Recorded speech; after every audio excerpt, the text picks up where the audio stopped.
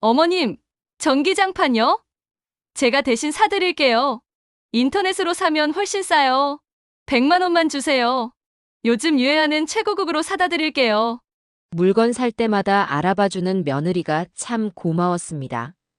저는 인터넷, 스마트폰, 그런 거 잘 몰라요.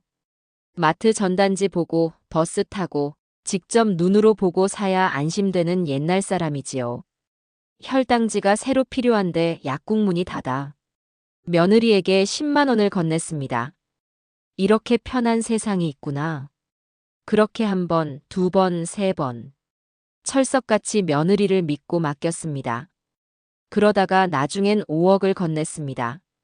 지금 제 돈은 어떻게 됐을까요? 그리고 제 며느리는 어디에 있을까요? 그땐 몰랐습니다. 고마움이 결국 눈물이 될 줄은요. 여러분, 영상 시작하기 전 구독 버튼 한 번만 눌러주세요. 꼭 부탁드립니다. 안녕하세요. 저는 79, 한정희입니다. 저는 절버서는 식당에서 설거지하는 일을 했고, 나이가 들어서는 아파트 계단을 닦는 청소부로 일했습니다. 그래서 나이가 든 지금 손은 우둘투둘 거칠어졌고, 무릎은 때때로 시큰해옵니다. 그래도 참 열심히 살았습니다. 이유는 단 하나였습니다. 우리 아들, 민수 하나만큼은 남부럽지 않게 키우고 싶어서요. 남편은 10년 전 저보다 일찍 세상을 떠났고 1억이라는 보험금을 남겼습니다. 그리고 제가 악착같이 모은 돈까지 합쳐 지금 3억 원이라는 전 재산을 모았어요. 아들 결혼하면 조금이라도 보태주고 싶어서요. 많은 돈은 아니지만 제게는 평생의 피땀이 서린 소중한 돈이었습니다. 저에게는 딱 한 가지 고민이 있었습니다. 우리 민수가 38까지 결혼을 못하는 거예요. 착하고 성실한 아이인데 워낙 일만 하다 보니 인연이 없었나 봅니다. 티는 안 냈지만 얼마나 속이 탔는지 몰라요. 친구들이 아들 결혼 청첩장을 보내면 내심 부럽고 셈이 났죠. 내가 죽기 전에 며느리 얼굴이라도 보면 소원이 없겠는데. 그러던 어느 날 민수가 전화를 했습니다. 엄마, 좋은 사람 만났어요. 다음 주에 상견례 하자고 하는데 괜찮죠? 그 순간 제 가슴이 쿵 내려앉는 것 같았어요. 기쁨인지 떨림인지 모를 감정이 북받쳐 올랐습니다. 제가 대답했습니다. 그래, 그래. 어디서 만날까? 손이 떨려서 전화기를 제대로 잡지도 못했어요. 상견례 날, 저는 새벽부터 일어나 머리를 다듬고 옷을 골랐습니다. 평소엔 안 하던 화장도 조금 했어요. 거울을 보니 주름진 제 얼굴이 보였지만 오늘만큼은 단정하게 보이고 싶었죠. 약속 장소는 시내에 위치한 고급 한정식 집이었습니다. 제가 먼저 도착해서 자리에 앉아 있는데 가슴이 두근두근 뛰었어요. 마치 제가 선 보러 가는 것 같았습니다. 그렇게 한 10분쯤 지났을까요? 식당 문이 열리면서 민수가 한 여자와 함께 들어왔습니다. 처음 지혜를 본 순간 세상에 이렇게 단정하고 서글서글한 아가씨가 있나 싶어 입이 떡 벌어졌어요. 화려하진 않지만 깔끔한 원피스를 입고 머리는 단정하게 묶었더군요. 얼굴엔 짙은 화장 하나 없이 맑고 깨끗했습니다. 요즘 젊은 애들은 화장을 진하게 하고 옷도 야하게 입는다는데 지혜는 딱 봐도 점잖고 알뜰해 보였어요. 지혜가 인사했습니다. 어머니, 안녕하세요. 지혜가 배시시 웃으며 제 손을 꼭 잡았습니다. 그 손길이 어찌나 따뜻하고 살갑던지요.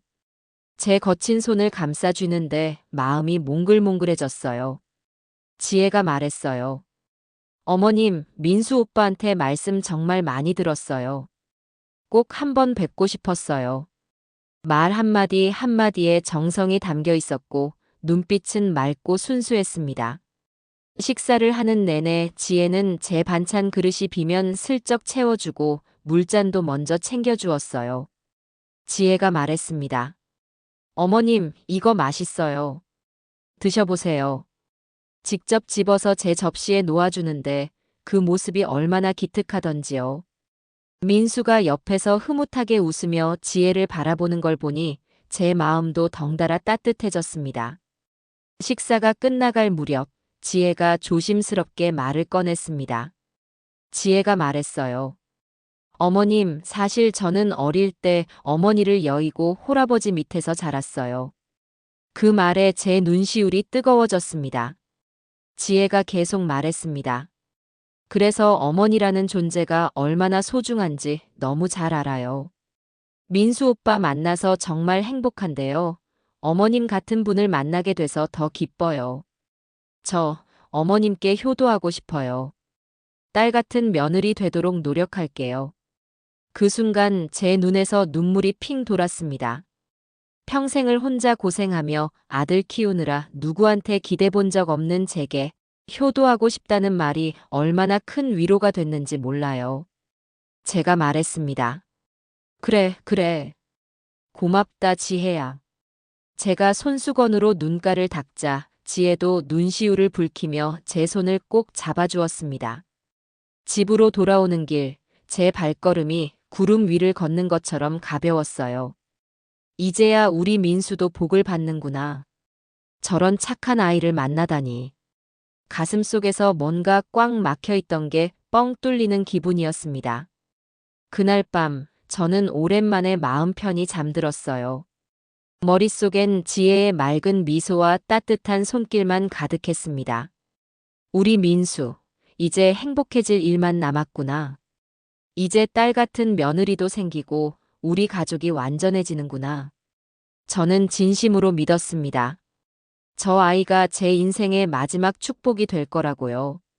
하지만 그땐 꿈에도 몰랐습니다. 그 아이가 제 평생 모은 돈까지 가져갈 줄은요. 상견례가 끝나고 사흘쯤 지났을까요? 저녁 6시쯤 휴대폰이 울렸습니다. 모르는 번호였지만 받았더니 지혜였어요. 어머님, 저 지혜예요. 혹시 저녁 식사는 하셨어요? 그 목소리가 얼마나 반갑던지요. 혼자 사는 제 외로운 마음을 알아주는 것 같아 그게 얼마나 고맙던지 모릅니다.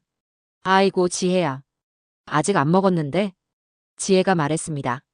어머님, 꼭 챙겨 드세요. 꺼르시면 안 돼요. 근처였으면 같이 가서 먹는 건데요. 짧은 통화였지만 그날 저녁 혼자 먹는 밥상이 외롭지 않았어요. 누군가 나를 걱정해주는 사람이 있다는 게 이렇게 마음을 따뜻하게 하는지 오랜만에 느꼈습니다. 그 다음 날도 지혜는 전화를 했어요. 아침엔 잘 주무셨어요? 저녁엔 오늘 하루 어떠셨어요? 별거 아닌 것 같지만 혼자 사는 노인네한테는 그게 얼마나 큰 힘이 되는지 몰라요. 민수는 일이 바빠서 일주일에 한 번 전화하기도 바쁜데 지혜는 하루도 빠짐없이 안부를 물었습니다. 어느 날은 제가 목소리가 좀 쉬어 있었나 봅니다. 지혜가 물었어요. 어머님, 혹시 어디 편찮으세요? 제가 말했습니다. 아니야, 감기 기운이 좀 있는 것 같아. 지혜가 걱정스럽게 말했어요. 어머님, 약은 드셨어요? 병원은 가보셨고요? 지혜의 목소리에 진짜 걱정이 묻어났어요. 괜찮아, 이까짓 감기 금방 나아. 다음 날 오후 초인종이 울렸습니다. 문을 열자 지혜가 큰 보따리를 들고 서 있는 거예요. 어머님, 제가 녹용 좀 구했어요. 이거 드시면 기력 회복에 좋대요. 택배로 보내도 되는 걸 직접 찾아와서 건네주다니요. 지혜가 제 손을 꼭 잡으며 말했습니다. 어머님, 꼭 챙겨 드시고 빨리 나으세요. 제가 또 올게요. 그날 저는 지혜가 간 뒤 한참을 그 녹용을 바라보며 앉아 있었어요. 이렇게까지 챙기는 아이가 세상에 있을까? 눈물이 핑 돌았습니다. 친딸도 이렇게까지 하기 쉽지 않은데 말이에요. 민수한테 전화를 했죠. 야, 너 정말 복 많다. 지혜 같은 애를 어디서 만났니? 민수가 대답했어요. 엄마도 마음에 드시죠? 저도 지혜 만나서 정말 행복해요. 주변 사람들 잘 챙기고 좋은 여자예요. 주말이 되면 지혜는 민수와 함께 우리 집에 들렀습니다. 빈손으로 온 적이 한 번도 없어요. 어떨 땐 제가 좋아하는 약과를 사오고 어떨 땐 과일을 한 박스 들고 왔어요. 지혜가 말했습니다. 어머님, 이거 제철 과일이라 싱싱해요. 많이 드세요. 한 번은 제가 무심코 말했어요. 요즘 무릎이 자꾸 시큰거려서 큰일이야. 그랬더니 지혜가 바로 무릎을 주물러 주는 거예요. 어머님, 여기 눌러드릴게요. 아프시면 말씀하세요. 그 손길이 얼마나 정성스럽던지 마치 자식이 부모 다리를 주물러주는 것 같았습니다. 민수는 옆에서 말했어요. 우리 지혜 착하지? 흐뭇하게 웃었어요. 동네 슈퍼에서 복순 언니를 만났을 때였습니다. 정희야, 요즘 표정이 좋아 보이네. 제가 대답했습니다. 우리 민수가 결혼한대. 며느리가 얼마나 착한지 몰라. 복순 언니가 말했어요. 아이고, 그래. 축하한다. 며느리 복이 있나 보네. 복순 언니가 부러운 눈으로 쳐다봤어요. 저는 어깨가 으쓱해졌습니다. 평생 남한테 자랑할 게 없었던 제가 처음으로 자랑스러웠어요. 밤이면 잠자리에 누워 생각했습니다. 결혼하면 내 외로움도 끝이겠지. 지혜가 있으면 집안이 환해질 거야. 혼자 사는 집은 텅 비고 쓸쓸한데 지혜가 오는 날만큼은 집안이 웃음소리로 가득 찼거든요. 그 웃음소리를 매일 들을 수 있다고 생각하니 가슴이 벅찼습니다. 어느 날 저녁 지혜가 전화로 물었어요. 어머님, 결혼 준비하면서 불편한 거 없으세요? 제가 뭐 신경 써야 할 일 없을까요? 편하게 말씀해 주세요. 제가 대답했어요. 아니야, 너가 이렇게 잘해주는데 내가 뭐가 불편하겠니? 내가 하는 게 뭐가 있다고. 지혜, 너가 제일 바쁠 테지. 지혜가 말했습니다. 그래도 어머님 의견이 제일 중요해요. 뭐든지 말씀하세요. 그때 저는 진심으로 생각했습니다. 이 아이는 진짜 마음이 착하구나. 요즘 같은 세상에 시어머니 눈치 보는 며느리가 어디 있겠어. 지혜는 이미 제게 며느리가 아니라 딸이었습니다. 친딸처럼, 아니 친자식보다 더 소중한 존재였어요. 평생을 살면서 저는 내 손 거치지 않은 돈은 못 믿었어요. 통장에 있든 지갑에 있든 직접 눈으로 보고 만져봐야 안심이 됐죠. 그게 제 방식이었습니다. 저 때는 월급도 다 현금으로 받던 시절이었어요. 아마 요즘 애들은 모를 거예요. 저는 은행에 갈 때도 항상 직원이 있는 창구로 갔어요. 요즘 젊은 사람들은 기계로 뚝딱뚝딱 하던데 저는 그게 무섭더라고요. 한 번은 민수가 답답해하며 말했습니다. 엄마, ATM 쓰는 법 가르쳐 드릴까요? 그게 훨씬 빨라요. 제가 대답했습니다. 아니다, 괜찮아. 엄마는 사람 얼굴 보고 거래하는 게 편해. 사실은 두려웠어요. 저 기계 앞에 서면 버튼이 너무 많고 뭘 눌러야 할지 몰라 식은땀이 났거든요. 아들한테 배운다는 게 좀 창피하기도 했고요. 한 번은 용기 내서 혼자 해보려다가 카드가 기계에서 안 나와서 창구 직원한테 부끄럽게 도움을 청한 적도 있었죠. 할머니, 여기 이 버튼 누르시면 돼요. 젊은 직원이 친절하게 알려줬지만 제겐 그게 외계어 같았습니다. 그날 이후론 아예 ATM 근처에도 안 갔어요. 내가 좀 불편하더라도 창구로 가면 되지 뭐. 그렇게 스스로를 위로했습니다. 줄이 길어도 참고 기다렸어요. 제 차례가 되면 통장을 내밀며 말했죠.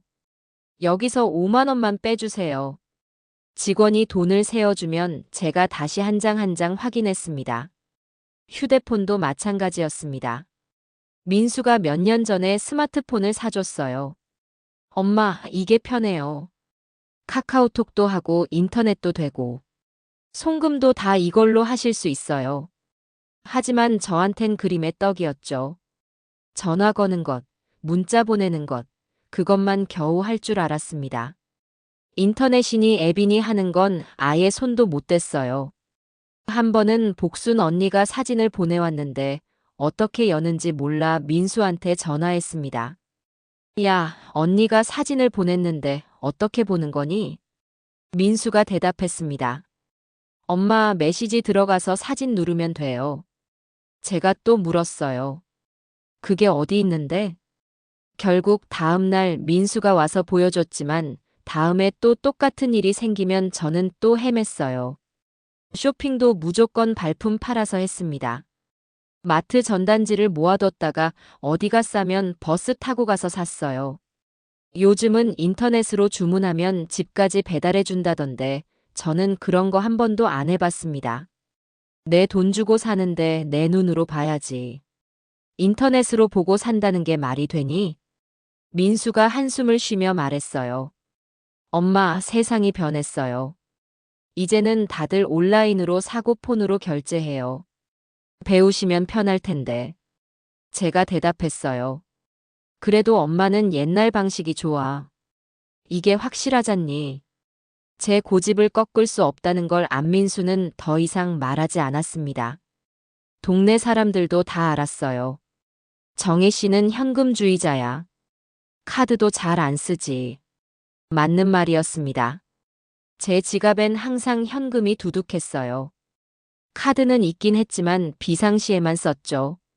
현금으로 내면 돈 나가는 게 눈에 보이니까 아껴 쓰게 되더라고요. 장을 보고 나서 집에 오면 가계부를 썼습니다. 오늘 뭐 샀고 얼마 썼는지 빼곡하게 적었어요. 그게 제 평생 습관이었습니다. 내가 좀 불편하게 살더라도 나는 이게 더 편하다고 생각했습니다. 세상이 아무리 빨라져도 기계가 아무리 좋아져도 제 방식대로 살면 속일 일도 없고 속을 일도 없다고 믿었거든요. 복순 언니가 한 번은 이런 말을 했어요. 정희야, 너무 옛날 방식만 고집하지 마. 세상 따라가야지. 제가 대답했어요. 언니, 나는 이게 좋아.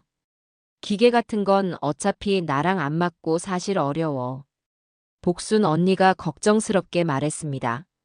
현금 들고 다니다 잃어버려. 오히려 카드가 안전하다니깐. 제가 자신있게 말했어요.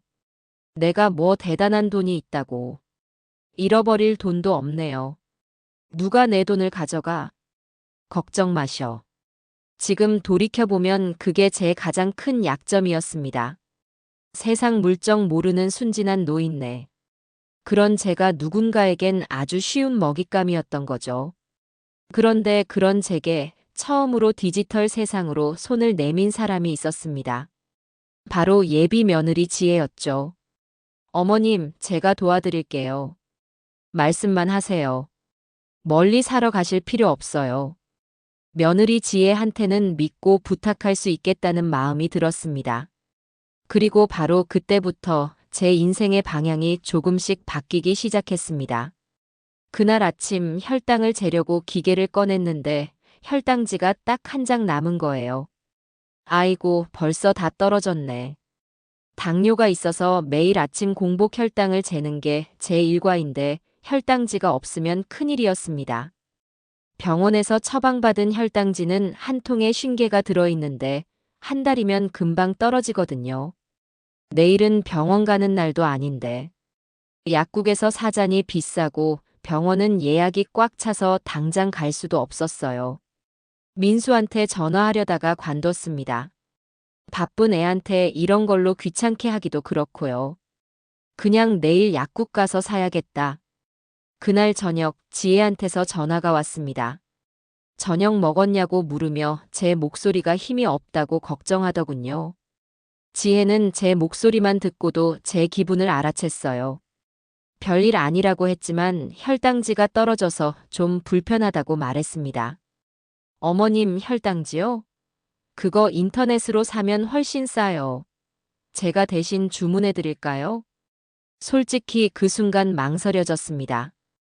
돈을 미리 주고 물건을 나중에 받는다는 게 낯설었거든요. 하지만 지혜의 목소리가 워낙 진심 어린 게 느껴져서 제품명을 알려줬어요. 기계 뒷면을 보니 작은 글씨로 아큐아 액티브 혈당 측정 시험지라고 써 있었습니다. 지혜는 내일 주문해서 제 집으로 보내주겠다고 했어요.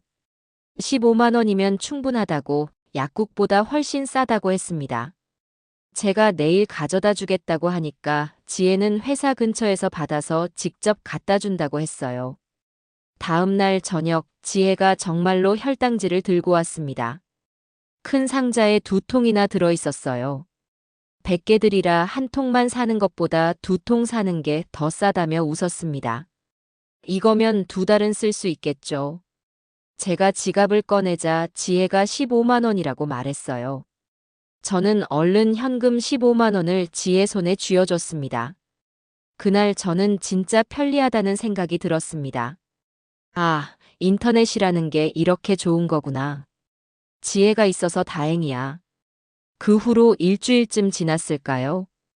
집에서 설거지를 하는데 주방 세제가 바닥났어요.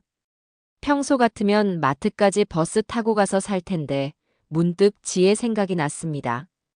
전화를 걸어 주방 세제 좀 사다 줄 수 있냐고 물었죠. 지혜는 당연하다며 어떤 걸 쓰냐고 물었습니다. 다음 날 지혜가 세제를 3통이나 들고 왔어요. 대용량으로 3개 사면 1개당 가격이 싸다며 이거면 1년은 쓸 거라고 했습니다. 개당 3만 원이라고 했어요. 마트보다 비싼 감도 있었지만 저렇게 대용량으로는 사본 적이 없어서 싸다고 느꼈습니다. 저는 또 현금을 건넸습니다. 그렇게 1번, 2번 지혜한테 물건을 부탁하다 보니 습관이 됐어요. 청소기 필터가 필요하면 지혜한테, 수세미가 떨어지면 지혜한테, 화장지가 모자라면 또 지혜한테. 전화만 하면 지혜는 걱정 말라며 다 찾아준다고 했습니다. 1번은 냄비 세트가 필요했어요. 쓰던 냄비가 다 닳아서 음식이 자꾸 눌어붙었거든요.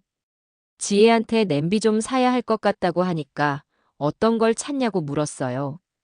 스테인리스인지 코팅 냄비인지 지혜는 이것저것 물어보더니 사진까지 보내줬어요. 괜찮아 보이는 걸로 18만 원에 주문하겠다고 했습니다. 나이 들수록 비싼 게 품질도 좋다는 생각이 있어서 잘 샀다고 생각했습니다. 며칠 후 배달된 냄비는 정말 좋았습니다. 반들반들하고 무게감도 있고 뚜껑도 딱 맞았어요. 시장 가서 사면 냄비를 세트로 살 수 있는 금액이었지만 돈이 전혀 아깝지 않았죠. 동네 친구들한테 자랑했습니다. 요즘 우리 지혜가 인터넷으로 물건 사다 주는데 마트보다 훨씬 싸다고요. 친구들이 부러워하며 좋겠다고 했어요. 자기 며느리는 그런 거 안 해준다고. 저는 어깨가 으쓱했습니다. 그렇게 한 주에 3~4번씩 물건을 부탁했고 매번 현금을 건넸어요. 그리고 10,000원, 2만 원씩 더 붙여서 줬어요. 18만 원짜리를 사면 20만 원을 지혜에게 줬죠. 계산해보니 2달 동안 거의 100만 원쯤 지혜한테 전달된 것 같았습니다. 내 딸 같은 애야. 이렇게 살뜰하게 챙겨주는데 뭐가 아깝겠어. 저는 진심으로 그렇게 믿었습니다. 그게 제 인생에서 가장 큰 실수의 시작인 줄도 모른 채 말이죠. 겨울이 되니 허리가 더 안 좋아졌어요. 아침에 일어나면 허리가 뻣뻣해서 한참을 꼼짝 못하고 누워 있어야 했습니다. 나이 들면 다 이런가 보다. 체념하며 살았죠. 어느 날 지혜가 집에 들렀다가 제가 허리를 주무르는 걸 봤나 봅니다. 허리가 많이 안 좋으냐고 물었어요. 겨울만 되면 이렇다고 나이가 나이니까 어쩔 수 없다고 대답했죠. 그러자 지혜가 말했어요. 전기장판 쓰면 훨씬 낫다고. 친구 어머니도 허리 아프셨는데 좋은 전기장판 쓰시고 나서 많이 좋아지셨다고 했습니다. 그게 비싸지 않냐고 물으니까 요즘 좋은 제품들 많다며 한번 찾아보겠다고 했어요. 며칠 후 지혜한테서 전화가 왔습니다. 온도 조절도 되고 EMF 차단 기능도 있는 좋은 제품을 찾았다며 허리 건강에 정말 좋다고 했어요. 얼마나 하냐고 물었더니 지혜가 말했습니다. 60만 원이면 충분해요. 이거 원래 100만 원짜리인데 할인하는 거래요. 60만 원이라. 적은 돈은 아니었지만 대신 보일러비를 아낄 생각으로 부탁한다고 했더니 지혜는 좋은 걸로 골라드리겠다고 했습니다. 며칠 후 택배 아저씨가 큰 박스를 들고 왔습니다. 장판을 켜고 누웠는데 정말 따뜻하더군요. 아, 이거 괜찮네. 허리가 스르르 풀리는 것 같았어요. 60만 원이 아깝지 않네. 저는 흐뭇하게 잠들었습니다. 한 일주일쯤 지났을까요? 저녁 먹고 TV를 보는데 홈쇼핑 채널에서 전기장판을 팔고 있었어요. 별 관심 없이 보다가 깜짝 놀랐습니다.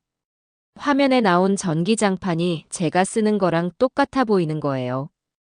모양도 색깔도 리모컨까지 똑같았습니다. 이거 우리 집에 있는 거 아냐? 그때 쇼호스트가 소리쳤습니다. 지금 주문하시면 단돈 25만 원. 제 귀를 의심했어요. 25만 원? 제가 산 건 60만 원인데. 얼른 일어나서 장판 박스를 뒤졌어요. 박스에 적힌 제품명과 TV 화면의 제품명을 비교했습니다. 온열 저주파 전기장판 프리미엄. 똑같았어요. 모델명까지 일치했습니다. 아니, 이게 어떻게? TV에선 쇼호스트가 계속 떠들었습니다. 이 제품 백화점 가면 40만 원인데 특별히 25만 원이라고 했어요. 제 머릿속이 하얘졌습니다. 60만 원 주고 산 게 25만 원짜리라니. 35만 원 차이가 나는 거잖아요. 설마. 지혜가. 아니야. 제 머리를 세게 흔들었어요. 지혜가 그럴 리 없어. 분명 다른 제품일 거야. 모양만 비슷한 거지. 스스로를 다독였지만 가슴 한구석이 답답했습니다. 박스를 다시 들여다봤어요. 혹시 제품명이 다른가 싶어서요. 하지만 아무리 봐도 똑같았습니다. 그날 밤 장판은 따뜻했지만 마음은 찝찝했습니다.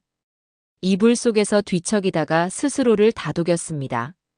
에이, 설령 그렇다 쳐도 뭐 어때. 매일 전화하고 녹용도 사다 주고. 그냥 심부름가, 용돈이라고 생각하자. 며느리한테 그 정도 줄 수도 있지. 괜히 의심하는 내가 이상한 거야. 지혜 마음 상하게 하면 안 돼. 그렇게 스스로를 설득했어요. 하지만 마음 한구석엔 작은 의심이 씨앗처럼 박혀 있었습니다. 그날 이후 지혜가 물건을 사다 준다고 하면 이번엔 얼마나 받으려나 하는 생각이 스쳤죠. 하지만 서서히 그 생각도 지워졌습니다. 햇살같이 웃는 지혜의 눈을 보니 그런 의심이 싹 사라지더군요. 그때까지만 해도 지혜에 대한 믿음이 있었으니까요. 결혼식 날짜가 2달 앞으로 다가왔습니다. 지혜와 민수는 신혼집을 알아보러 다니느라 바빴고 저는 하객 명단을 정리하며 행복한 상상에 빠져 있었어요. 드디어 우리 민수도 가정을 꾸리는구나. 가슴이 벅찼습니다. 전기장판 일로 잠깐 마음이 불편했던 것도 며칠 지나니 까맣게 잊혀졌어요. 지혜는 여전히 매일 전화를 했고 주말마다 들러서 이것저것 챙겨줬습니다. 내가 괜히 의심했나 보다. 지혜가 얼마나 착한 아인데. 다시 마음을 열었죠. 어느 날 저녁 지혜한테서 전화가 왔어요. 평소와 달리 목소리가 좀 떨리는 것 같았습니다. 지혜가 조심스럽게 말했어요. 어머님, 잠깐 시간 괜찮으세요? 말씀드릴 게 있어서요. 그래, 무슨 일인데? 그게. 어머님, 사실 집 잔금 문제로 고민이 좀 있어서요. 제 가슴이 철렁했습니다. 집 계약하는 게 쉬운 일이 아니라는 걸 아니까요. 지혜가 한숨을 쉬며 말을 이었어요. 어머님, 정말 송구스러운데요. 집 잔금이 생각보다 모자라서요. 은행 대출도 받아봤는데 한도가 부족하대요. 어머님께 이런 말씀드리기가 정말 죄송하지만 혹시 잠깐만 빌려주실 수 있으실까요? 얼마나 모자란데? 지혜가 잠시 망설이더니 말했습니다. 3억이요. 제가 최대한 다른 데서 융통해봤는데 3억이 부족해요. 2달, 아니 3달 안에 꼭 갚을게요. 제 적금이 곧 만기라서요. 3억이라. 그 돈은 제게 전부였습니다. 남편이 세상 떠나고 받은 보험금 전액이었어요. 평생 모은 돈과 합쳐 겨우 3억. 그게 제 전 재산이었습니다. 지혜야, 그 돈은 엄마 전부야. 그거 없으면 나중에 병원비도 없고. 지혜가 급하게 말했어요. 어머님, 저도 정말 이런 부탁드리기 싫어요. 하지만 지금 집 잔금 못 치르면 계약금을 다 날려요. 3천만 원이 공중으로 날아가는 거예요. 제발 도와주세요. 꼭 갚을게요. 목소리에 절박함이 묻어났어요. 제 머릿속이 복잡해졌습니다. 며느리가 될 아이가 이렇게 간절히 부탁하는데 어떻게 모른 척할 수 있겠어요. 게다가 민수와 함께 살 신혼집이잖아요. 어차피 내 돈이 다 아들 돈인데 더 이상 고민할 게 없었습니다. 다음 날 아침 은행에 갔습니다. 창구 직원이 물었어요. 직원이 확인하듯 물었습니다. 고객님, 전액 출금하시는 거 맞으세요? 3억 전부요? 네, 맞아요. 직원이 걱정스러운 얼굴로 말했어요. 혹시 보이스피싱이나 사기는 아니시죠? 요즘 노인분들 노리는 사기가 많아서요. 아니에요. 며느리가 집 잔금 내야 한대요. 그래도 한 번 더 확인해 보세요. 전액 출금은 신중하셔야 해요. 괜찮아요. 우리 며느리 믿어요. 돈을 찾아 집에 왔습니다. 두툼한 봉투를 보니 손이 떨렸어요. 이게 제 평생이었어요. 새벽부터 밤늦게까지 설거지하고 계단 닦고 쪼개고 아껴서 모은 돈.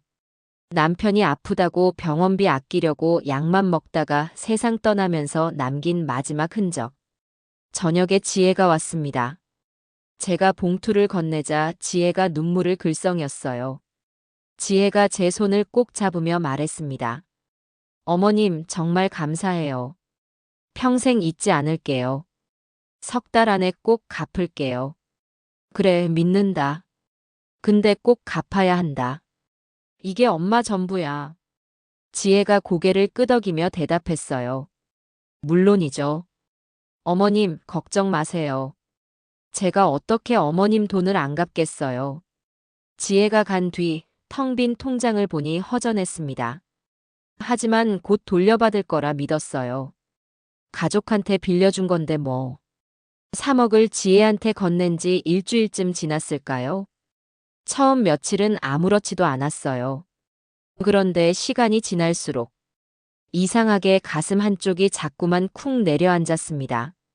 통장은 텅 비었고 아직 결혼도 안 했는데 라는 생각이 점점 들더라고요. 내가 너무 성급했나 민수한테 상의도 없이. 그렇게 다독여봐도 불안은 점점 커졌습니다.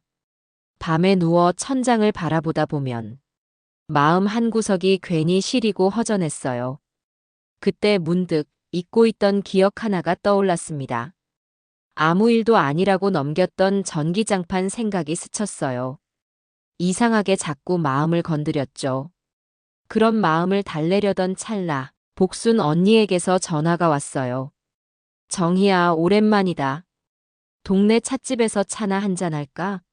나 거기 내 딸이랑 들릴 일이 있어서. 그래, 좋지. 요즘 마음이 좀 복잡했는데 잘 됐네. 그날 오후 작은 찻집 문을 열었습니다. 복순 언니는 이미 와서 저를 기다리고 있었어요. 마주 앉아 대추차를 시켰습니다. 따뜻한 차를 한 모금 마셨는데 왠지 말이 잘 안 나오더군요. 복순 언니가 제 얼굴을 보며 물었어요. 정희야, 무슨 일 있어? 얼굴이 왜 그래? 언니, 사실 좀 걱정되는 일이 있어서. 언니는 고개를 끄덕이며 말했습니다. 그래, 말해봐. 속에 있는 말은 꺼내야 편하지. 그 한마디에 눌러놨던 마음이 스르르 풀리기 시작했습니다. 사실, 나 며칠 전에 지혜한테 큰 돈을 빌려줬어. 집 잔금이 급하다고 해서 3달 안에 꼭 갚겠다길래 그냥 믿었지. 복순 언니 눈이 동그래졌어요. 미쳤니? 결혼도 아직인데. 얼마나? 3억. 언니가 들고 있던 찻잔이 덜컥 흔들렸습니다. 3억? 정희야, 너 그게 내 전 재산 아니야? 맞아. 남편 보험금이랑 내가 평생 모은 돈. 근데 지혜가 너무 간절해 보였거든. 그 애가 울먹이면서 제발 도와달라고 하니까. 복순 언니가 잠시 말을 잃더니 낮게 중얼거렸어요. 나 사실 그 애 좀 찜찜했어. 너한테 말은 못했지만. 그 말에 가슴이 쿵 내려앉았습니다. 언니, 무슨 말이야? 지난번에 너 전기장판 사줬다고 했잖아. 그거 가격 듣고 나도 이상하다고 생각했거든. 요즘 그거 아무리 비싼 것도 2, 30만 원대야. 그 순간 머리가 띵했어요. 저도 알고 있었는데 복순 언니의 입으로 확인을 받으니 더 실감이 났습니다. 그땐 그냥 인터넷은 싸다는 지의 말만 믿었는데 이제 와서 생각하니 너무 이상했어요. 그때 찻집 문이 열리더니 한 젊은 여자가 들어왔습니다. 복순 언니가 손을 흔들었어요. 수민아, 여기야. 정희야, 우리 딸 수민이. 오늘 같이 볼 일이 있어서 잠깐 앉아 있다가 갈 거야. 아이고, 수민이가 이렇게 컸네. 어머, 예쁘게 자랐구나. 수민은 환하게 웃으며 인사했어요. 안녕하세요, 이모. 오랜만이에요. 복순 언니가 말했죠. 수민아, 내가 인터넷 잘하잖아. 이모 좀 도와줘. 요즘 세상이 하도 복잡해서 말이지. 무슨 일인데요? 복순 언니가 제 이야기를 간단히 들려줬습니다. 수미는 잠시 고개를 끄덕이더니 휴대폰을 꺼냈어요. 이모, 제품 이름이 뭐예요? 온열 저주파 전기장판 프리미엄이었어. 몇 초 만에 수민이 화면을 내밀었습니다. 이거요? 제가 집에서 쓰는 그 장판이랑 똑같았습니다. 수민이 차분하게 설명했어요. 이모, 이 제품 최저가가 24만 원이에요. 찻잔을 내려놓는 손이 덜덜 떨렸습니다. 복순 언니가 제 손을 꼭 잡으며 말했어요. 정희야, 60만 원에 샀다며? 그럼 30만 원 넘게 차이 나는 거잖아. 수미는 더 찾아봤습니다. 이모, 백화점 정가도 45만 원이에요. 아무리 봐도 60만 원은 비정상이네요. 복순 언니가 낮은 목소리로 말했어요. 정희야, 이건 분명히 뭔가 이상해. 다른 물건들도 다 그렇게 샀어? 혈당지도 세제도 냄비도 다 지혜가 대신 사줬어. 수미는 다시 검색을 시작했습니다. 혈당지 2통이면 6만 원, 세제 3개는 2만 원대, 냄비는 5만 원 정도네요. 복순 언니가 계산기를 두드리며 말했어요. 정희야, 이것만 해도 10만 원 넘게 차이나. 다 합치면 꽤 돼. 순간 머릿속이 하얘졌습니다. 복순 언니가 단호하게 말했어요. 정희야, 당장 지혜한테 영수증 달라 해. 착한 애라면 당연히 보여줄 거야. 영수증 받으면서 3억도 언제 줄 건지 확실히 물어보고. 근데 그러면 지혜가 섭섭해하지 않을까? 내가 믿지 못한다고 생각할까봐. 그때 수민이 다정하지만 단호하게 말했어요. 이모, 가족끼리라도 돈 거래는 확실히 해야죠. 기분 나빠할 이유 없어요. 오히려 떳떳하면 바로 보여주겠죠. 복순 언니가 다시 고개를 끄덕이며 말했습니다. 그래, 정희야. 가족이라도 돈이 오갔으면 확인은 해야지. 만약 진짜 괜찮은 애라면 오히려 고맙다고 할 거야. 집으로 돌아와 소파에 주저앉았습니다. 수민이 적어준 종이를 펼쳐봤어요. 제가 준 돈과 실제 가격의 차이가 빼곡히 적혀 있었습니다. 숫자들이 눈앞에서 일렁거렸어요. 하지만 물건값이 지금 중요한 게 아니었어요. 3억. 내가 지혜한테 3억을 줬잖아. 몇십만 원도 이렇게 속였다면 3억은? 정말 집장금이 맞는 걸까? 손끝이 차갑게 식어갔습니다. 안 돼. 설마. 통장을 꺼내 들었어요. 텅 빈 잔고 숫자 0. 제 평생이 사라진 느낌이었어요. 불안이 목덜미를 타고 올라와 온몸을 휘감는 것 같았습니다. 밤새 뒤척이다 아침이 됐습니다. 거울을 보니 눈이 퉁퉁 부어 있었어요. 세수를 하고 마음을 가다듬었습니다. 오늘은 확실히 해두자. 곧 만기가 된다는 적금도 직접 확인하고 차라리 확인하는 게 내 속이 편할 거야. 오전 10시쯤 지혜한테 전화를 했습니다. 목소리가 떨렸어요. 지혜야, 엄마야. 오늘 시간 좀 있니? 지혜가 밝게 대답했어요. 네, 어머님. 무슨 일 있으세요? 응. 잠깐 우리 집 좀 들렀으면 해서. 알겠어요. 점심때쯤 갈게요. 오후 1시쯤 초인종이 울렸습니다. 문을 열자 지혜가 환하게 웃으며 서 있었어요. 지혜가 밝게 인사했습니다. 어머님 왔어요. 오늘 날씨 정말 좋죠? 그래, 들어와. 과일 좀 먹자. 거실에 마주 앉았습니다. 한참을 머뭇거리다가 입을 열었습니다. 지혜야, 엄마가 물어볼 게 있어서. 지혜가 고개를 갸웃하며 물었어요. 네. 뭐가 궁금하세요? 저는 일부러 3억 얘기를 꺼내기 전에 그동안 인터넷으로 사준 물건들에 대해서 물어봤어요. 작은 것부터 확인하려던 심산이었죠. 그게 저번에 내가 사준 물건들 말이야. 전기장판이랑 혈당지 그런 것들. 지혜의 표정이 살짝 굳는 게 보였습니다. 하지만 금방 웃으며 말했어요. 네, 그게 왜요? 불편하신 거 있으세요?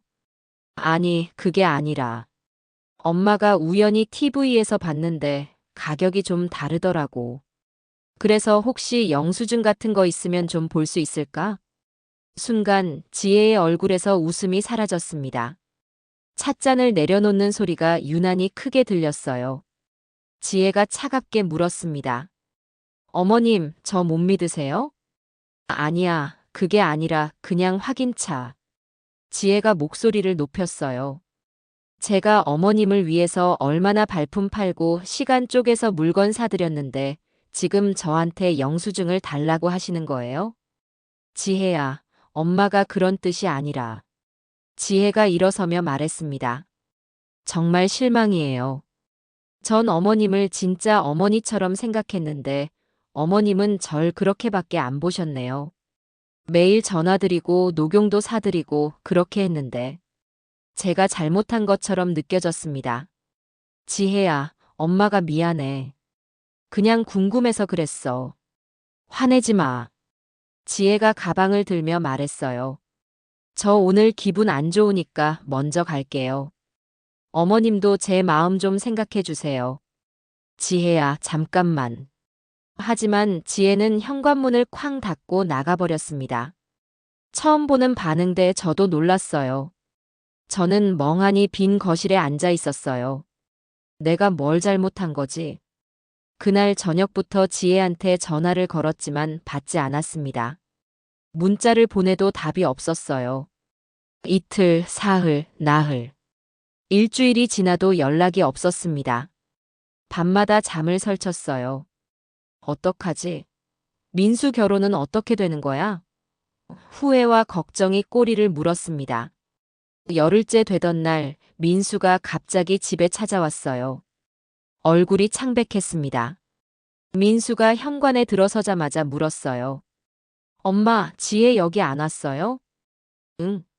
전에 왔다가 간 뒤로 연락이 없는데. 민수가 소파에 주저앉으며 말했습니다. 엄마, 지혜가 연락이 안 돼요. 전화도 안 받고 회사도 그만뒀대요. 제 심장이 쿵 하고 내려앉았습니다. 제가 물었어요. 뭐? 회사를 그만뒀다고? 그럼 지금 어디 있는데? 민수가 고개를 저었어요. 모르겠어요. 지혜 집에도 가봤는데 아무도 없고 친구들한테 물어봐도 모른대요. 엄마, 혹시 무슨 일 있었어요? 저는 망설이다가 고백했습니다. 사실은 엄마가 영수증 좀 보자고 했더니 화내고 나갔어. 그게 열흘 전이야. 민수의 얼굴이 더 창백해졌어요. 엄마 혹시 지혜한테 돈 빌려주셨어요? 제 목이 막혔습니다. 한참을 망설이다가 작은 목소리로 대답했어요. 그래. 집 잔금이 모자라다고 해서 3억을. 민수의 손이 바들바들 떨리고 있었어요. 민수가 힘없이 말했습니다. 엄마, 저도 2억 보냈어요. 한 달 전에요. 뭐? 민수가 휴대폰을 꺼내 이체 내역을 보여줬어요. 지혜가 장인어른이 보태줘도 2억이 부족하다고 해서요. 그래서 제가 적금 깨고 대출까지 받아서 2억을 보냈어요. 제 머리가 하얘졌습니다. 3억 더하기 2억. 5억. 제가 중얼거렸어요. 그럼 5억을 가져간 거야? 민수가 휴대폰을 계속 만지작거리더니 말했습니다. 엄마, 그리고요. 제가 부동산에 확인해 봤어요. 우리 계약한 집 잔금 이미 한 달 전에 다른 사람이 치렀대요. 뭐? 민수가 고개를 떨구며 말했어요. 다른 사람 명의로요. 순간 모든 게 무너졌습니다. 잔금이 모자란다는 게 거짓말이었어요. 처음부터 끝까지 다 거짓말. 민수가 눈물을 글썽이며 말했습니다. 엄마, 우리 사기당한 거예요. 저는 아무 말도 할 수 없었습니다. 입이 떨어지지 않았어요. 5억. 우리 모자가 평생 모은 돈. 제 전 재산과 아들의 미래가 한순간에 사라진 거였습니다. 거실 시계 초침 소리만 똑딱똑딱 들렸습니다.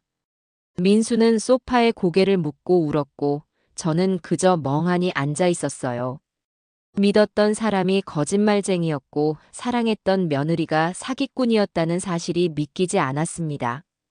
그날 밤부터 민수와 저는 미친 듯이 지혜를 찾기 시작했습니다. 휴대폰은 계속 꺼져 있었고 문자는 읽지도 않았어요. 다음 날 아침 문득 생각이 났습니다. 상견례 때 만났던 지혜 아버지. 그분한테 연락하면 되잖아요. 제가 민수에게 말했습니다. 민수야, 장인어른 전화번호 있지? 네, 있어요. 민수가 전화를 걸었습니다. 신호음이 길게 울렸지만 받지 않았어요. 한 번, 두 번, 세 번. 계속 전화를 걸었지만 소용없었습니다. 민수가 다급하게 문자를 보냈어요. 장인어른, 저 민수입니다. 지혜와 연락이 안 됩니다. 급한 일이니 꼭 전화 주세요. 부탁드립니다. 1시간을 기다렸지만 답이 없었습니다. 저도 문자를 보냈어요. 손이 떨려서 제대로 쓰기도 힘들었습니다. 사돈어른, 저 한정희입니다. 저희 모자가 5억을 잃었습니다. 제발 전화 좀 받아주세요. 무릎 꿇고 빕니다. 그렇게 절박한 문자를 보내고 2시간쯤 지났을까요? 휴대폰이 울렸습니다. 낯선 번호였어요. 민수가 다급히 받았습니다. 여보세요. 전화 너머로 남자의 한숨 소리가 들렸어요. 남자가 조심스럽게 말했습니다. 민수 씨죠? 네. 장인어른이세요? 긴 침묵이 흘렀습니다. 그리고 떨리는 목소리. 남자가 말했어요. 죄송합니다. 저는 장인어른이 아닙니다. 민수가 물었습니다. 네. 무슨 말씀이세요? 남자가 고백했습니다. 저는 배우입니다. 윤지혜 씨가 30만 원 주고 저를 고용했어요. 상견례 때 아버지 역할을 해달라고요. 제 심장이 멎는 것 같았습니다. 배우?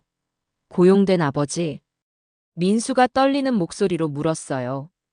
그럼 처음부터 다 거짓말이었단 말입니까? 남자가 대답했습니다.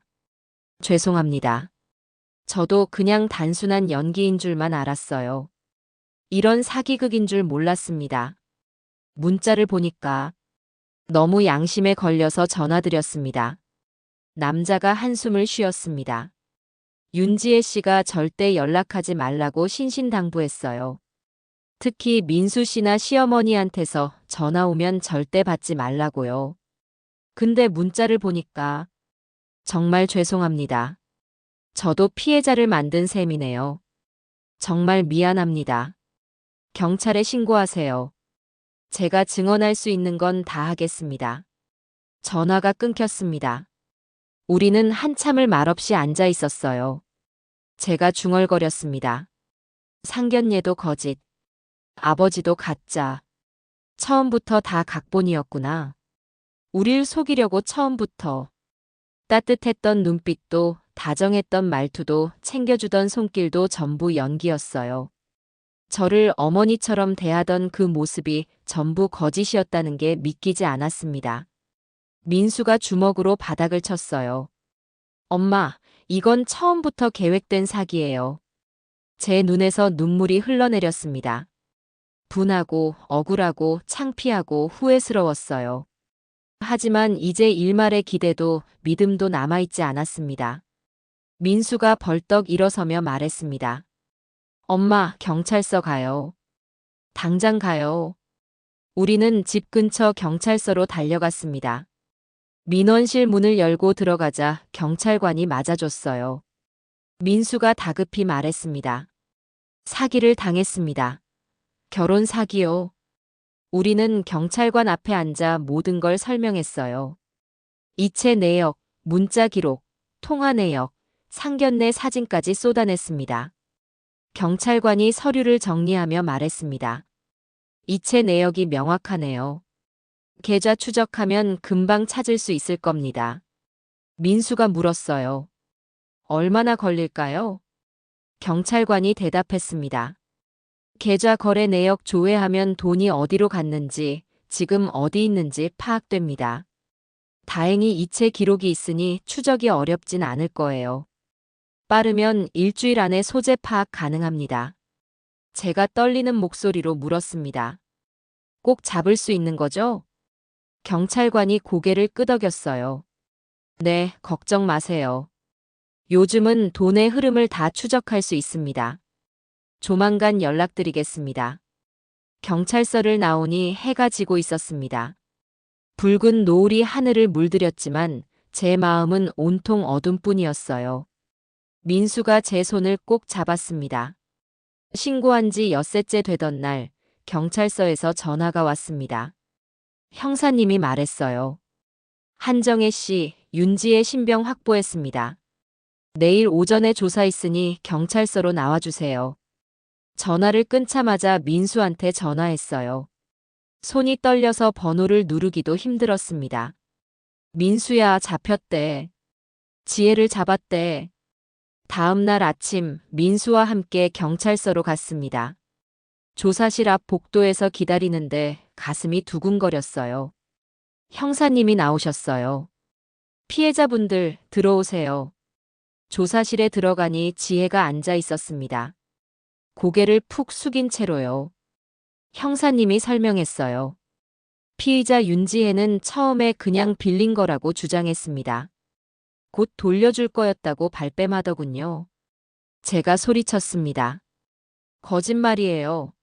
연락도 끊고 이사까지 했잖아요. 형사님이 고개를 끄덕이며 서류를 펼쳤어요. 증거가 명백합니다. 윤지혜, 이미 결혼 사기로 전과가 있는 사람입니다. 5년 전에도 똑같은 수법으로 1억 원을 편취했어요. 전과요? 형사님이 또 다른 서류를 보여줬어요. 피의자 통장에서 5억 원 전액이 남자친구 김재훈 계좌로 이체됐습니다. 김재훈도 공범으로 체포했습니다. 한 달 후 재판이 열렸습니다. 법정 방청석에 앉으니 심장이 터질 것 같았어요. 민수가 제 손을 꼭 잡아줬습니다. 문이 열리고 지혜가 들어왔습니다. 수갑을 찬 채로요. 그런데 이상했어요. 지혜가 울고 있었습니다. 재판장님이 물었습니다. 피고인 혐의를 인정합니까? 지혜가 눈물을 뚝뚝 흘리며 말했어요. 지혜가 흐느끼며 말했습니다. 재판장님, 저는 정말 어머님을 사랑했어요. 진심으로 가족이 되고 싶었어요. 돈도 꼭 갚으려고 했어요. 저는 그 모습을 보며 소름이 돋았어요. 또 연기를 하고 있었습니다. 저한테 했던 그 다정한 눈빛, 그 따뜻한 말투로. 지혜가 계속 울었어요. 민수 오빠도 정말 사랑했어요. 결혼하고 싶었어요. 제발 기회를 주세요. 방청석에서 누군가 고개를 끄덕이는 게 보였어요. 지혜의 눈물에 속아 넘어가는 사람들. 저도 그랬었죠. 저 눈물에, 저 목소리에. 검사님이 서류를 들고 일어섰습니다. 검사님이 말했습니다. 재판장님, 피고인의 말은 전부 거짓입니다. 증거를 제시하겠습니다. 그때였어요. 저도 모르게 벌떡 일어났습니다. 제가 소리쳤습니다. 거짓말. 다 거짓말이에요. 재판장님이 저를 보셨어요. 방청객은 조용히 해주시기 바랍니다. 하지만 저는 멈출 수가 없었어요. 제가 떨리는 목소리로 말했습니다. 저 애는 상견례 때 아버지도 배우를 고용했어요. 30만 원 주고 가짜 아버지를 데려왔다고요. 처음부터 다 계획된 사기극이었어요. 법정이 술렁거렸습니다. 지혜의 얼굴이 창백해졌어요. 검사님이 서류를 제시했습니다. 재판장님, 배우 이승호 씨의 증언서입니다. 피고인이 상견례를 위해 자신을 고용했다고 증언했습니다. 지혜가 고개를 떨구었어요. 더 이상 울지 않았습니다. 검사님이 계속 말했습니다. 피고인은 이민수 씨와 결혼을 준비하는 척 5억을 가로챘고 진짜 남자친구 김재훈과 동거하며 사기 행각을 벌였습니다. 편취한 5억 원은 김재훈 계좌로 이체됐습니다. 재판장님이 지혜를 바라보며 물었습니다. 피고인, 변명할 말이 있습니까? 지혜는 아무 말도 하지 않았어요. 검사님이 말했습니다. 한 가지 더 있습니다. 재판장님, 피고인이 돈을 다 썼다고 주장했으나 제 가슴이 철렁 내려앉았어요. 돈을 다 썼다고? 그럼 못 돌려받는 건가요? 검사님이 서류를 들어올리며 말했습니다. 계좌 추적 결과 김재훈 계좌에 5억 원 전액이 그대로 남아 있었습니다. 이미 압류 조치 완료했습니다. 민수도 옆에서 엄마 하며 제 손을 꽉 잡았습니다. 재판장님이 지혜를 향해 엄숙하게 말씀하셨습니다. 피고인은 지금 이 순간에도 눈물로 사람들을 속이려 했습니다. 상습적인 결혼 사기범으로 죄질이 매우 불량합니다. 재판장님이 판결을 선고했습니다. 피고인 윤지혜에게 징역 5년을 선고합니다. 편취 금액 5억 원은 피해자들에게 전액 반환하도록 명합니다. 징역 5년. 방청석에서 탄성이 터져나왔어요. 저는 그 자리에서 주저앉아 울었습니다. 민수가 저를 부축했어요. 민수가 차가운 눈빛으로 지혜를 보며 말했습니다. 그게 내 진심이었냐, 지혜야.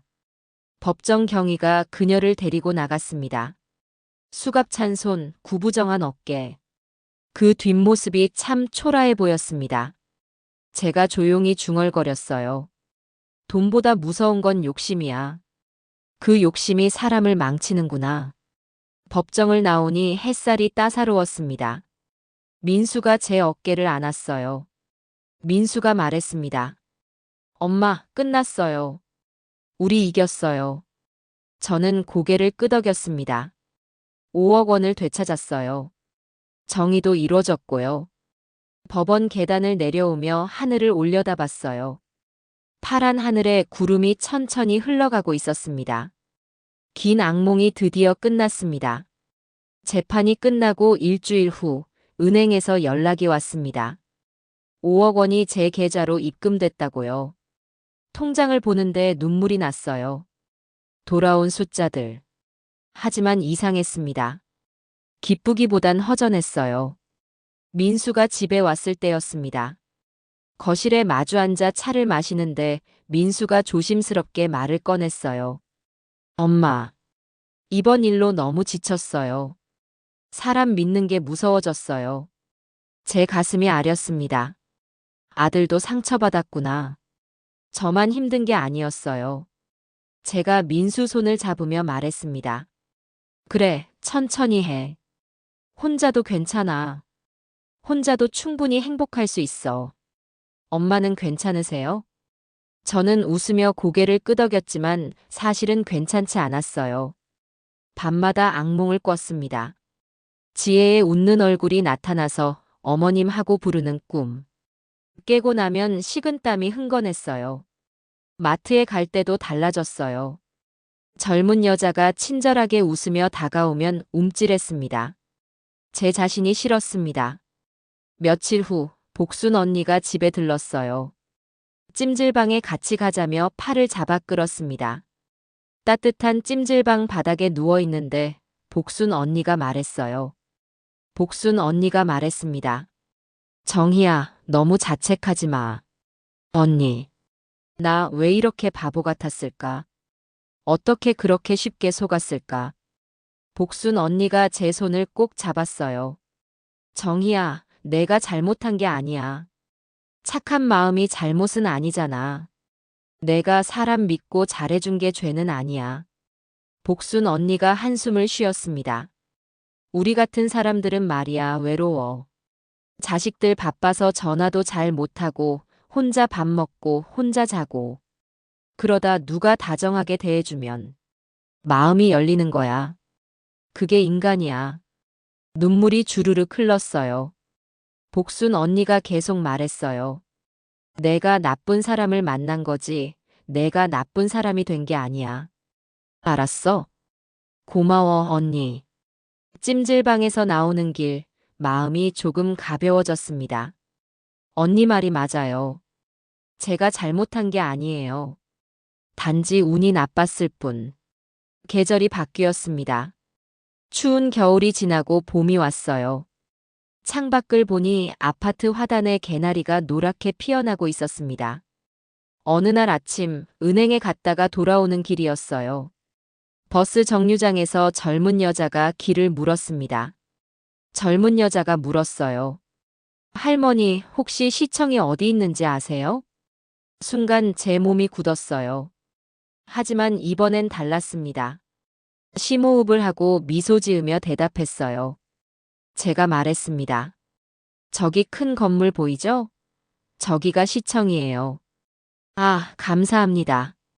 여자가 밝게 웃으며 갔습니다. 평범한 순간이었지만 제게는 큰 의미였어요.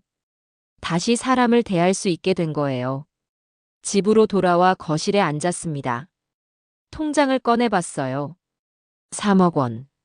제 전 재산. 민수도 자기 돈을 되찾았어요. 돈은 돌아왔습니다. 하지만 배운 것도 많았어요. 아무리 착해 보여도 의심할 줄 알아야 한다는 것. 하지만 그렇다고 모든 사람을 의심하며 살 순 없다는 것도요. 저녁에 민수가 전화했어요. 엄마, 오늘 회사에서 소개팅 제의가 들어왔어요. 그래? 어떻게 할 거야? 민수가 잠시 망설이더니 말했어요. 한번 만나볼까 해요. 제 입가에 미소가 번졌습니다. 제가 말했습니다. 그래, 천천히 해. 조심하면서. 엄마는 내가 행복하면 그걸로 됐어. 엄마는요? 엄마도 괜찮아. 이제 괜찮아. 전화를 끊고 창밖을 바라봤어요. 저녁 노을이 하늘을 붉게 물들이고 있었습니다. 아름다웠어요. 그날 밤 오랜만에 편히 잠들었습니다. 악몽도 없었어요. 아침에 일어나 커튼을 열자 햇살이 쏟아졌습니다. 가계부를 펼쳤어요. 새 페이지에 날짜를 적었습니다. 그리고 천천히 글씨를 썼어요. 새로운 시작. 지난 일은 지난 일이에요. 저는 살아있고 민수도 건강하고 우리에겐 또 다른 내일이 있습니다. 거울을 보니 주름진 얼굴이 보였어요. 하지만 눈빛만큼은 이전보다 강해진 것 같았습니다. 세상에 속았지만 세상에 무너지지 않았어요. 창밖에 개나리가 바람에 흔들리고 있었습니다. 겨울을 견뎌낸 꽃들. 저도 그랬어요. 혹독한 겨울을 지나 다시 봄을 맞았습니다. 거울 앞에 섰습니다. 주름진 얼굴을 보며 생각했어요. 이 이야기를 듣고 계신 여러분들께 꼭 말씀드리고 싶은 게 있습니다. 사람을 너무 쉽게 믿지 마세요. 특히 너무 달콤한 말, 너무 친절한 태도, 너무 완벽한 사람. 조심하세요. 너무 단 것은 몸에 안 좋은 법입니다. 사람도 마찬가지예요. 영수증 달라는 게 신뢰가 아니에요. 가족이라도 돈 거래는 확실히 하세요. 그게 서로를 지키는 겁니다. 혼자 사신다고 외롭다고 누군가 다정하게 대해준다고 쉽게 마음 열지 마세요. 제 실수를 여러분은 하지 마세요. 조심하되 마음은 열어두세요. 세상엔 여전히 좋은 사람들이 더 많으니까요. 속았다면 교훈 삼으세요. 저는 79년을 살았고 앞으로도 살아갈 겁니다. 조금 더 똑똑하게, 조금 더 조심하면서요. 여러분도 부디 조심하시고 건강하세요.